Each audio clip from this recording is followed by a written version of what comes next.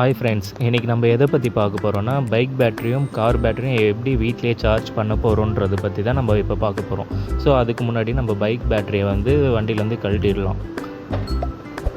அதுக்கு முன்னாடி நம்ம சேனல்ஸை சப்ஸ்கிரைப் பண்ணாதவங்க சப்ஸ்கிரைப் பண்ணிக்கோங்க, பெல் ஐகான்ஸையும் கிளிக் பண்ணிக்கோங்க. ஸோ நம்ம அப்போ தான் அடுத்தடுத்து போடுற வீடியோஸ்லாம் உங்களுக்கு நோட்டிஃபிகேஷனில் வரும்.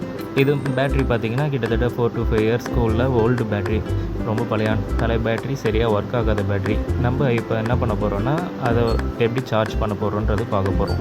லேப்டாப் சார்ஜர் வச்சு தான் நம்ம சார்ஜ் பண்ண போகிறோம். ஸோ அதுக்கு பின் பார்த்திங்கன்னா இந்த மாதிரி பின் எடுத்துக்கோங்க. அண்ட் 2 core ஒயர்ஸ் நமக்கு தேவைப்படும். அதில் பாசிட்டிவ் ஒயர் எடுத்து ரெட் கலர் ஒயர் இதில் உள்ளுக்குள்ளே சொருகிடணும். ஏன்னா உள்ளே தான் பார்த்திங்கன்னா உங்களுக்கு பாசிட்டிவ் வரும், அவுட் சைடில் பார்த்திங்கன்னா நெகட்டிவ் வரும். இந்த மாதிரி டைட்டாக சொருவிட்டு அதுக்கப்புறமா நம்ம என்ன பண்ணணுன்னா ஒரு டேப் எடுத்துகிட்டு அதை கொஞ்சம் டைட்டாக சுற்றிக்கணும்.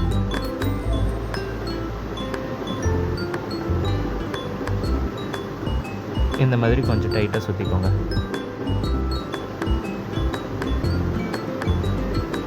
அண்ட் அவுட் சைடு பார்த்தீங்கன்னா எர்த் லைன் கொடுக்கணும். அது அந்த பிளாக் கலர் அது மேலே கொஞ்சம் கேப் விட்ட இடத்துல நல்லா சுற்றிக்கிட்டு அதில் கொஞ்சம் டைட்டாக டேப் அடிச்சிடுங்க.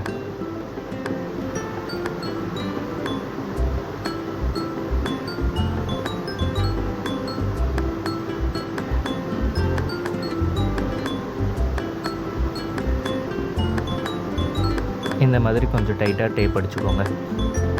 அண்டு முக்கியமாக பார்த்திங்கன்னா ரெண்டுத்துக்கும் தனித்தனியாக டேப் அடிக்கங்க. ஒரே டேப்பை ரெண்டுத்துக்கும் சேர்த்து அடிக்காதீங்க, கரண்ட் சப்ளை இதுவாகும்.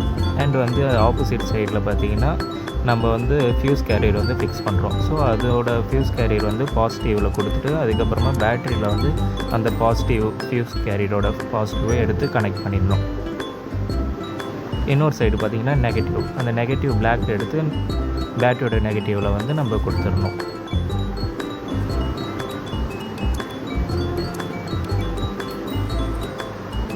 அண்டு சார்ஜர் ப்ளக் பாயிண்டில் போட்டு ஆன் பண்ணிவிட்டு அதுக்கப்புறமா அதுக்கு எவ்வளோ வோல்ட் வருதுன்னு செக் பண்ணிடணும்.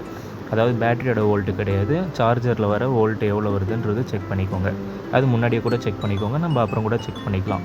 மினிமம் 15க்கு மேலே இருக்கணும். அப்போ தான் பேட்டரி சார்ஜ் பண்ணக்கூடிய கெப்பாசிட்டி நமக்கு இருக்கும்.